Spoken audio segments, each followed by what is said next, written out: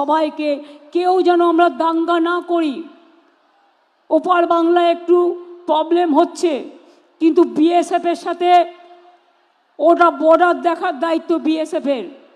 যদি কোনো অন্যায় হয় আমরা দেখে নেব, কিন্তু মনে রাখবেন বিএসএফের সাথে যদি ওদের বচসা হয় আপনারা গ্রামের লোকেরা সেখানে যাবেন না। আর পুলিশকে বলবো মাইক্রোফোন অ্যানাউন্স করে বলবেন যে আমাদের ইন্ডিয়ার লোকেরা এপারে চলে আসুন, বাদবাকিটা প্রশাসন দেখে নেবে। আমি বিশ্বাস করি হয়তো একদিন আমাদের সম্পর্ক আবার ভালো হয়ে যাবে, কিন্তু এটা লক্ষ্য রাখবেন যেন কোনো সমাজবিরোধী, কোনো জঙ্গি কারো হোটেলে বা কারো বাড়িতে ভাড়া নেওয়ার নাম করে বাসা বাঁধতে না পারে।